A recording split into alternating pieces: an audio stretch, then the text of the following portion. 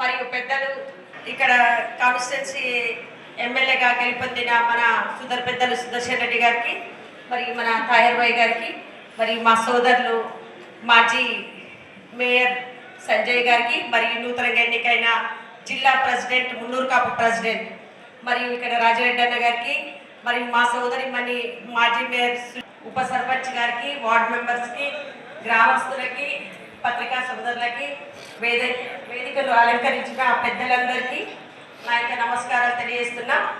మీ గ్రామం అంటే గతంలో కూడా నేను శేఖర్ నిలబడ్డప్పుడు వచ్చాను. ఎందుకంటే పట్టు వదలడు. గతంలో కూడా కొన్ని కారణాల వలన నేను పార్టీ మార్చినప్పుడు అక్క ఎందుకు మార్చినావు, వేస్ట్గా మా బాన్స్వాడ రా అంటే ఇక నేను ఎన్ని కాన్స్టిట్యున్సీ తిరగాలని చెప్పడం జరిగింది. ఎందుకంటే మంచి చాలా బాగుంది, మీ అట్లాంటి రావాలని చెప్పడం జరిగింది. చాలా నేను పోయినా కానీ అసలు ఎక్కడ కదలలేడు. ఎప్పుడైనా మన కాంగ్రెసే బడుగు బలహీన వర్గాల పార్టీ. కాంగ్రెస్ అంటే ఒక విధేయతగా ఉన్న పార్టీ అని చెప్పడం జరుగుతుండే. ఇప్పుడు మన రాజీవ్ గాంధీ గారు ప్రవేశపెట్టిన రిజర్వేషన్ వలన ఇవాళ మా సోదరిమణి సునీత మంచి మెజార్టీ ఇచ్చినందుకు గ్రామస్తులకు అందరికీ ప్రత్యేకంగా ధన్యవాదాలు తెలుపుతున్నాను. మూడోసారి నిలబడ్డప్పుడు మేము ఏమనుకున్నామంటే జెండా పట్టిన కార్యకర్తలకు కనీసం వార్డు మెంబర్లు కానీ సర్పంచ్ కానీ అధికారం ఇవ్వమంటే అసలైన కాంగ్రెస్ మీది కాదు, మీది నకిలీ కాంగ్రెస్ అధిష్టానం మాయని చేసి పోటీగా పెట్టిన పెద్ద మనుషులందరికీ కరువు కాల్చి వాత పెట్టిన విషయం ఈ గత ఎలక్షన్లలో మీ అందరికీ తెలిసిన విషయాలే. అధిష్టానం అంటే అసలు మా జిల్లా కోసం పార్టీ పరంగా డీసీ అధ్యక్షుడు నగేష్ రెడ్డి గారు వారి అభిప్రాయంలో క్రమశిక్షణ తప్పకుండా మేము ఏదైనా పార్టీ కార్యక్రమాల్లో మేము పనిచేశాం. ఇవంతా అంటే లోతుగా పోవాల్సిన అవసరం లేదు. ఎందుకంటే అసలైన కాంగ్రెస్ అభ్యర్థులు ఎవరో రుద్రూరు మండల ప్రజానికం అధిష్టానం గుర్తించి గెలిపించినందుకు ధన్యవాదాలు తెలియజేస్తున్నాను. మరి ముఖ్యంగా పార్టీ ఇన్ఛార్జ్ గురించి రవీంద్రెడ్డి గారి గురించి చెప్పాల్సిన అవసరం ఉన్నది.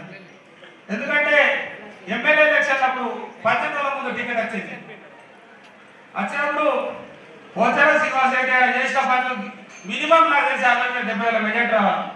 నేను ఓపెన్గా మాట్లాడుతున్నాను. వ్యక్తిగతంగా ఆయన నాయకుడు, కానీ ఆయన చేసిన వారసత్వ కుటుంబం యొక్క సభ్యులు మరి కింది అంశాల వల్ల 50,000 మెజార్టీ తగ్గి 20,000 మెజార్టీతో గెలిచిండు. అదే 2-3 నెలల ముందు అసలు పంట పెట్టుడు తర్వాత 20,000 ప్లస్ 9,500 అంటే 30,000 రికార్డు చేసి గెలిపించిన నాయకుడు రవీందర్ రెడ్డి గారు.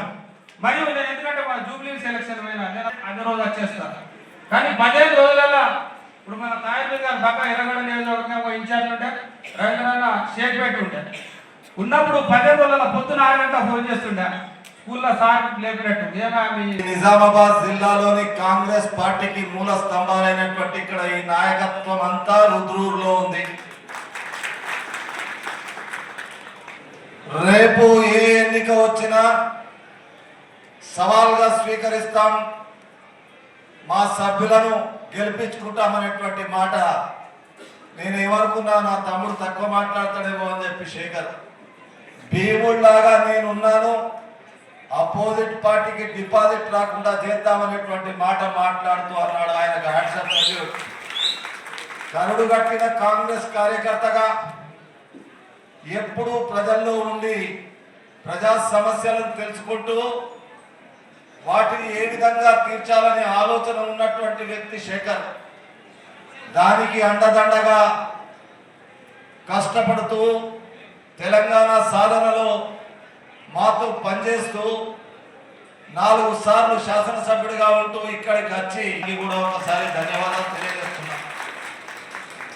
వేదిక మీద చాలా మంది నాతో పనిచేసినటువంటి జడ్పీటీసీలు, మండలాధ్యక్షులు, పార్టీ నాయకులు వేదిక మీద ఉన్నారు. కాంగ్రెస్ అంటేనే ఒక సామూహిక కుటుంబం.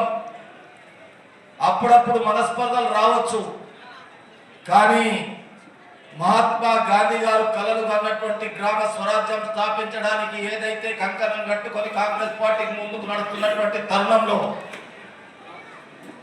ఈరోజు 50% మహిళలకు గ్రామ పాలన అధికారం ఇచ్చినటువంటి మీరందరూ దానికి ఒక దిక్కు ప్రభుత్వంలో ఉంటూ రేవంత్ రెడ్డి గారు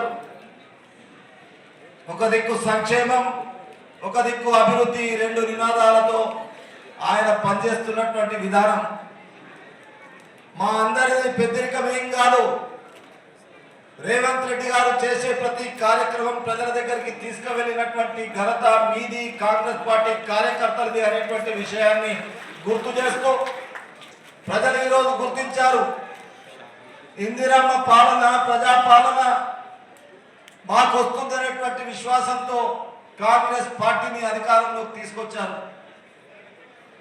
అధికారంలో తీసుకొచ్చిన తర్వాత రేవంత్ రెడ్డి గారి నాయకత్వాన ఈ రాష్ట్రంలో జరుగుతున్నటువంటి కార్యక్రమాలు ఒక్కొక్కసారి ఆలోచిస్తే 2047 విజన్ ఏదైతే రేవంత్ రెడ్డి గారి మనసులో పెట్టుకొని ఈరోజు కాంగ్రెస్ పార్టీని ఈ రాష్ట్రంలో ఆయన ముందుకు నడిపిస్తున్నటువంటి విషయం. యాదవ్ అక్కడ సర్పంచ్ గా ఎక్స్ఎంపీపీ భార్యని పెట్టుకున్న నారాయణ, వీళ్ళు ముగ్గురు దొంగలాట, నేను అలా గజ దొంగలాట. నేను అలా అయితే భరతం పట్టడం చెప్పిపోయాను. మేము గరీబ్ వాళ్ళం సెకండ్ మీటింగ్ మాది. నేను ఒకటే చెప్పిన, ప్రజలకు గత 10 సంవత్సరాలుగా కాసుల బాబురాజేమో పోచారం శ్రీనివాస్ రెడ్డి నువ్వు ఇసుక దొంగ ఆయన చెప్తుండే, పోచారం శ్రీనివాస్ రెడ్డి నువ్వు సైకిల్ కూడా దొంగ ఈయన చెప్తుండే. ఇద్దరు తిట్టుకుంటారు మంచిగా, ఆయన ఇప్పుడు ఇద్దరు కలిసి తిరుగుతుంటే ప్రజలు కన్ఫ్యూజ్ అవుతారు. అసలు దొంగలోడు అసలు ఏందని పరిశీలి. అది ఏం చేశారు, సురుకు పెడితే 580 ఓట్లతోని 14 సర్పంచ్ వార్డు మెంబర్లు ఉంటే 11 వార్డు మెంబర్లు ఉప సర్పంచ్తోని కర్రు కాసి వాత పెట్టి దుర్కిలా. జయశాయపేట సింగిలుండో చైర్మన్ గా భాస్కర్ రెడ్డి, ఆ ఊర్లో కూడా కర్రు కాసి వాత పెట్టి ఆ జ్యోతిని బ్రహ్మాండమైన మెజార్టీని గెలిపించారు. మెసేజ్ ఏం పోతుంది అర్థం చేసుకొని, పోచారం శ్రీనివాస్ రెడ్డి గారు నీ కొడుకుతో నువ్వు పక్క కూర్చుని తిట్టిపిస్తే మెచ్చుకుంటారు అంటున్నావా? నువ్వు ఏం సంస్కారం నేర్పిస్తావు నీ కొడుకు? ఇవాళ కూడా చెప్తాడ మళ్ళా కూడా గజదమ్మనే రవీంద్ర అంటాడు. ఎస్, నేను 100% బాన్స్వాడ నియోజకవర్గ ప్రజల కోసం నేను 15 రోజుల కోసం వస్తే 15 రోజులైనా ఎలక్షన్కు నిజంగా చెప్పాలంటే ఎలక్షన్కు నేను నామినేషన్ చేసినాక నామినేషన్ చేసి 15 రోజులు పోరాటం చేసిన 13 రోజులు నేను తిరిగి నిజంగా చెప్పాలి. 13 రోజుల్లో 53,000 పైచిలకు ఓట్లతో నాకు అభిమానించి నాకు చేసిందంటే మీకు అందరికి శిరస్సు మంచి నేను ప్రారంభం. అదే నమ్మకంతో వెనుదిరగకుండా 3 రోజులు మీటింగ్ పెట్టి చెప్పిన, ఎస్ నా ఓడిపోయిన నాకేం బాధ లేదు, ఎందుకంటే కొత్తగా వేరే కాన్సెస్కి వస్తామని ఆదరించి గెలిపించారు. వాళ్ళు ఎన్ని కుట్రలు చేసి వీళ్ళు వచ్చిన వాళ్ళు దిగ్గపోతారు ఉండరు, మళ్ళీ మేమే లోకల్ ఉంటామని చెప్పారు. ఎందుకు చెప్పారు? గతంలో భాస్కర్ గారు వచ్చి పోయింది కాబట్టి ఆ మాట చెప్పారు. అయినా ఎందుకైనా మంచిదని వీళ్ళకి చెప్పాలని చెప్పి తిరుపతి వెంకటేశ్వర స్వామి గుడిపోయి ఆడ ఒట్టు పెట్టుకున్నా, అరే ఈయనే ఉంటారమ్మా, ఈయనే ఉంటా, ఇల్లు కట్టుకుంటా, జాగ ఉంటా అని చెప్పిన, ప్రమాణం చేసిన. జాగ కూడా ఉన్న నష్టం ఇల్లు కూడా కట్టుకుంటా, ఈయనే ఉంటా, మీకు అందరికి చెప్తా ఉన్నా. ఇంత జరుగుతున్నా కూడా ఇంత మేజర్ గ్రామ పంచాయతీ. ఇక ఇంకొక బాధ ఏంటంటే కొన్ని గ్రామ పంచాయతీ యునానిమస్ చేసుకున్నారు. లంబాడి సోదరులు ఏం చేశారంటే ఎందుకు కొట్లాడుకుని ఎందుకు ఏదో యాక్షన్ పెట్టుకుని విధానం చేసుకున్నారు. వాళ్ళకి ఫోన్ చేసి చెప్పాలి, ఏయ్ మీరు రండి, మీకు ఊర్లో పనులు కావాలన్నా ఏం కావాలి మేమే చేసి పెడతాం, 10 లక్షల రూపాయలు యునానిమస్ పైసలు వస్తాయి, 10 లక్షల రూపాయలు నా ఫండ్ నుంచి ఇస్తాను, పిలుచుకుంటా తీసుకుంటాను. నేను అడుగుతున్నా, యునానిమస్ చేసి నీ శక్తి ఏం లేదు, అందరు కలిసి యునానిమస్, మేము నువ్వు అందరూ కలిసి యునానిమస్ అయ్యి వాళ్ళే చేసుకుని నిజంగా చెప్పాలంటే వాళ్ళని పిలిచి చెప్తున్నాం. నేను అడుగుతున్నా, మేజర్ గ్రామ పంచాయతీలు ఎన్ని గెలుసు చెప్పుకున్నా. సంగోజ్పేట ఓడిపోయినావు, హనుమోజ్పేట ఓడిపోయినావు, జయశాపేట ఓడిపోయినావు, అదేవిధంగా మన మిర్జాపూర్ ఓడిపోయినావు, వరంగల్ ఓడిపోయినావు, బైరాపూర్ ఓడిపోయినావు, ఒక్కొక్క పెద్ద విలేజ్ అన్ని ఓడిపోయినావు. నువ్వు ఇలా ఏం చెప్తున్నావు? నీ కొడుకుతో తీర్పిస్తున్నావు. నేను ఇక్కడ కాంగ్రెస్ పార్టీ ఇన్ఛార్జ్ సోనియా గాంధీ గారు నాకు టికెట్ ఇచ్చి పంపిస్తే నా కాన్స్టిట్యూన్సీ కాకుండా నేను పంపించింది కాబట్టి నేను పని చేయాలని చెప్పి వచ్చి ఇవ్వడి కాంటాక్ట్ చేస్తే ఓడిపోయినా కానీ ఎంపీ గారికి చంద్రశేఖర్ చెప్తాడు, రాత్రి 2 గంటల దాకా కూర్చొని ఒక్కొక్క బూత్కు 6 ఇన్ఛార్జ్ పెట్టి సక్రమంగా పనిచేసి గతంలో 35 సంవత్సరాల నుంచి కాంగ్రెస్ పార్టీ ఓడిపోవడానికి ప్రధాన కారణం బాన్స్వాడ కాన్స్టిట్యూన్సీ. ఎలక్షన్ల కౌంటింగ్ పోగానే బాన్స్వాడ తుక్కు తిట్టుకుంటూ పంపిస్తారు. అమ్మ ఈ కొడుకులు చేయగానే ఓడిపోతున్నాం, ఈ కొడుకులు చేయగానే ఓడిపోతున్నాం చెప్పారు. మొన్న మన బాన్స్వాడలో కౌంటింగ్ పోతే గల్లలు వేసుకొని వచ్చి ఇట్లా గల్లలు వేసుకొని మేము మెజార్టీ ఇచ్చినాం, మేము గెలిపించాము. ఆ రకంగా అందరూ కష్టపడ్డాం. ఇవాళ ఇందూరు శేఖర్ గారు పార్టీ జెండా మోసి కాయలు కాస్తుంటే ఆయన కరెక్ట్ క్యాండిడేట్ కాదు, నా ఇంటికి వస్తలేడు, నా దగ్గరికి వస్తలేడు. ఆయన ఎందుకు వస్తలేడు నీ ఇంటికి? నువ్వు కాంగ్రెస్ పార్టీకి వచ్చినావు, నువ్వు ఆయన ఇంటికి పోవాలి. ఆయన Congress party black Congress president ఆయన వాళ్ళు పోకుండా నీ కొడుకుతో ఇష్టం వచ్చిన తిప్పిస్తావు. దొంగలు వీళ్ళు అది గజ దొంగలు తిప్పిస్తే ఇది సంస్కారమా? దయచేసి రోజుల పనులు ఆలోచించుకోవాలి. ఇప్పుడే శేఖర్ గారు చెప్పారు, ఒక్కొక్క ఇల్లుకు ₹1,00,000 వేలం పాట లెక్కనే ఉందా? 5 men committee 6 men committee 5 men committee అట. అంటే దోసుకోవాలి ఇక 5 men కమిటీ. ఇసుక ఎట్లా దోసుకోవాలి, మొరం ఎట్లా దోసుకోవాలి, ఇళ్ళకి పైసలు ఎట్లా తీసుకోవాలి, ఇదా నేను చెప్పేది. ఇవన్నీ ఒకేతు. మరి ఇన్ని గ్రామ పంచాయతీలు, మేజర్ గ్రామ పంచాయతీ ఓడగొట్టినాక కూడా ఇంకా నీ కొడుకు ఏమి గంభీరంతో మాట్లాడుతున్నావు నాకు అర్థమవుతలేదు బిడ్డ. పోచారం శ్రీనివాసరెడ్డి గారు నీ కొడుకు బుద్ధి చెప్పు, ఫస్ట్ సంస్కారం నేర్పియ్యం. ఇంకా నేను నా తర్వాత నా కొడుకే ప్రకటిస్తున్నావు. ఇట్లా చేసే కరుణాసి వాత కాదు, మొత్తం సురుకు పెట్టి కలబెడతారు. ఇడిచిపెట్టిన ప్రజలకు తెలుసు ఎవరు ఏం చేయాలని తెలుసు.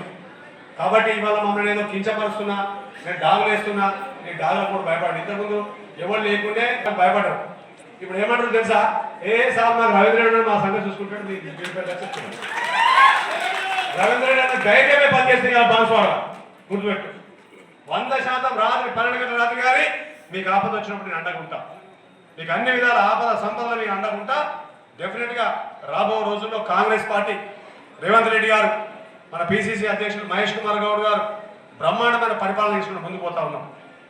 స్కీములు కూడా బ్రహ్మాండంగా, ఇంత కష్టకాలంలో కూడా 8 లక్షల కోట్ల అప్పులు కేసీఆర్ ఇచ్చిపోతే వాటిని అధిగమించి అదే విధంగా రుద్రూరు పార్టీలకు అతీతంగా వచ్చినటువంటి రుద్రూరు గ్రామ ప్రజలకు అందరికీ, పత్రికా విలేకరులకు, మీడియా పెద్దలకు, అందరికీ, శ్రేయోభిలాషులకు అందరికీ కూడా వందనాలు, నమస్కారం తెలియజేస్తున్నాను.